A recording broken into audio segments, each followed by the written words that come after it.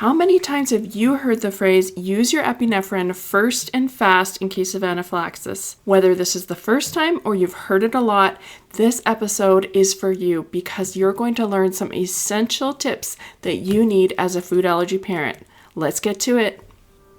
Hey food allergy mama, if you're here, you've likely experienced the scary and lonely food allergy diagnosis with your child. Unfortunately, food allergy parents aren't taught how to navigate the food allergy lifestyle, and it's easy to feel alone and discouraged sometimes. But I'm here to show you that food allergy life, it doesn't have to feel restrictive, scary, or isolated. I'm Corinna, and I'm a 17-year food allergy mom and food allergy coach at Friendly Pantry Consulting. I specialize in making food allergy life safer and less worrisome for food allergy families like yours. I'm not perfect, but over 17 years, I've learned a lot the hard way, and I'm sharing the secrets and resources you won't hear anywhere else that will help you feel confident living with food allergies faster and easier than I did. From introducing allergens, travel, navigating school, and educating friends and family, this podcast will give you the essential tips and strategies you need to help your food allergy child and family thrive. Welcome to the show. Before we start, I just want to clarify that this show applies to any epinephrine injector, not just the EpiPen. So whether you have an AviQ or an Allerject or any other form of injector, please know that what I have here is for any of them. But I'm likely going to be using the word EpiPen just to keep it simple. So let's start today with talking about why it's really important to use the EpiPen first and fast during an anaphylactic reaction.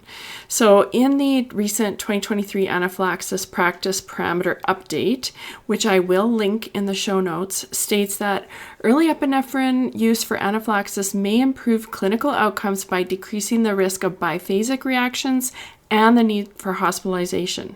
Therefore, epinephrine should be administered at the first sign or symptom of suspected anaphylaxis.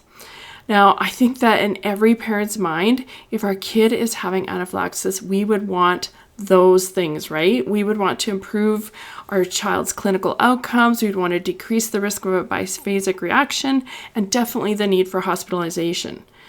But even though we say that, so many of us still have a bit of hesitation. I think we say in our heads, like, is this really the time to use it? Will doctors tell me I shouldn't have done it? I had a case of this as a new food allergy mom where I probably should have used epinephrine, but I didn't feel confident, so I didn't. I'm going to post a link to the episode where I tell the full story in the show notes, but basically, when my daughter was 3, she had a known encounter with peanut butter and her face was swelling. She was actually unrecognizable, but I had no idea whether I should use the EpiPen, and I wasted really valuable time just trying to figure it out. In the end, thank goodness, things worked out okay, but it could have gone the other way too. And I think it's so important that we as food allergy parents don't have that moment of hesitation. I think it's important for us to know exactly what to do and when, because anaphylaxis is serious, and if it's happening, it needs to be treated right away. So in this episode, I'm going to give you 3 questions that make up a quiz, so to speak, to help you figure out if you're ready for that big moment. I think it's going to be so revealing and helpful, so let's get to it. Okay, so I've got 3 questions, and question 3 is a bit of a doozy. It may be a bit difficult, so let's start with a couple more basic questions, and we'll get to question 3 in a minute. But the first one is, have you practiced? If you've ever started a new exercise program, you may have heard the instructor or the personal trainer talk about muscle memory. When you're doing an exercise for the first time, they're going to tell you to do it really slowly and focus on good form. And they get you to do it over and over. By going slowly with good form over and over, your body is developing muscle memory. That way, when your body is moving faster, your muscle memory is going to kick in and you're going to be able to keep that good form because your muscles remember, and I'm using air quotes here, how to do it correctly. So this is the same concept here. By practicing often with the EpiPen and using good form, it's going to help develop that muscle memory. If you have young kids, you can do this with your partner and other caregivers, but When your food allergy kids and their siblings get a little older, I highly recommend that you do this together with them too. And I don't think there's a magical age to start doing this. It just depends on your kids and whether they're ready to learn. I think when I started, I think they were probably around 10 and 8, around that age. You can use your EpiPen trainer, or if you have some expired EpiPens hanging around, which I highly recommend you keep for this purpose, definitely take those and use them on an orange, because when you're actually using that real thing, it's going to help you to really experience what it's going to feel like when it gets to that time. And I found that both my daughters, when we did it with them, it just took the fear away, because it wasn't a big thing anymore. They were seeing what it would be like. They were experiencing it, and it wasn't as scary as when they had it in their mind and what they thought might happen. So practicing in that way is really great, but I actually want you to take it even one step further. I want you to grab your anaphylaxis emergency plan, and if you don't have one, I'm going to put a link to one in the comments, but I want you and another adult to set up little scenarios to help you get used to remembering the symptoms. If your kids are older, you're going to definitely want to include the food allergy child and their siblings, because it's going to be beneficial for all of you. So once you got that anaphylaxis emergency plan, you'll see that fainting is a severe symptom. So you could create a scenario like this. Johnny has a milk allergy and had lunch and went out to play. You noticed that he fell and he wasn't moving, so you rushed out to him. It looks like he fainted. He has a known dairy allergy, and you know you had cheese in the house, so he may have accidentally had some. What would you do? Creating these scenarios can help put your mind into possible situations and hopefully prepare your mind to think quickly and act quickly when the real thing comes along. Okay, question number 2 in our quiz is, do you always have epinephrine injectors with you? So this should be self-explanatory, but how can you use your EpiPen if you don't have it? And I've talked about this a couple of times on the podcast already, but the 2023 practice parameter update on anaphylaxis shows that there's evidence that suggests that early epinephrine use may help improve clinical outcomes.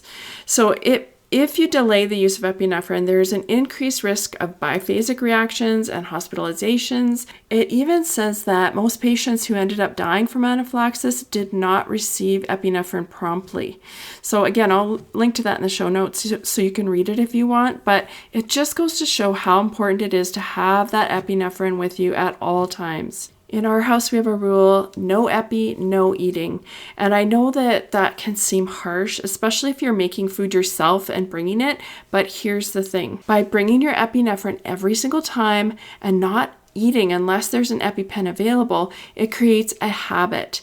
Not only that, but it consistently gives the message that it is important, because goodness knows that it's easier not to have it sometimes. But once our kids get old enough to bring it themselves, we want them to make good decisions instead of saying, oh, it'll be fine, I don't need it. We want them to actually say, I need it every time, because consistency is key, and we need to model that to our kids.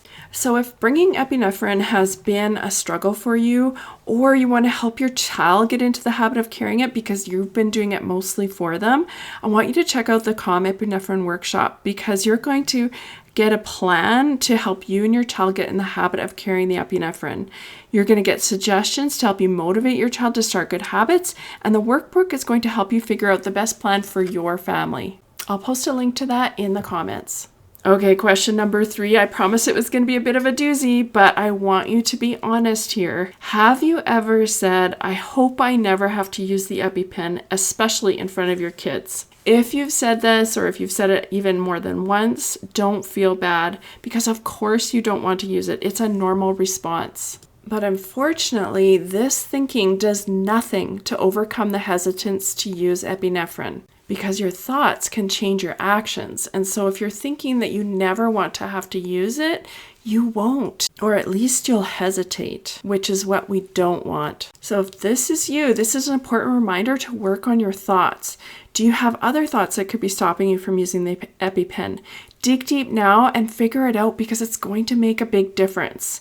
If you need help with this, check out the Calm Epinephrine workshop. Not only do we work on creating good carrying habits, but we dive deep into some of the negative thoughts we have about using epinephrine and how they can limit our actions. Then I go over various strategies to move from a hesitant mindset to a positive mindset so you and your child can become fully empowered and confident using epinephrine. Of course, I will post the link to that in the show notes. So tell me, how did you do with the quiz? I hope you've checked all of these questions off and had nothing to work on, but if you do, it is okay. No matter where you're at right now, it doesn't have to stay there. Whether you work it out on your own or you get help with the Calm Epinephrine workshop, don't put it off. Now is the time to get over the hesitation of using epinephrine. Don't let another moment go by before you do this because it is important and worth it. Thanks for listening and bye for now. Before you go, Mama, if you love this episode and want deeper support, head over to friendlypantry.com to see how we can partner together to keep your food allergy child safer and worry less. There's no need for wasting time searching all over Instagram, TikTok, and the web to get the practical knowledge you need for your family. While you're there, grab your free Food Allergy Kids Empowerment Guide or the newly diagnosed checklist today. Topics are not medical advice and are the opinions, views, and property of Friendly Pantry Consulting Incorporated. All rights reserved. Always contact your board-certified allergist immunologist for health advice.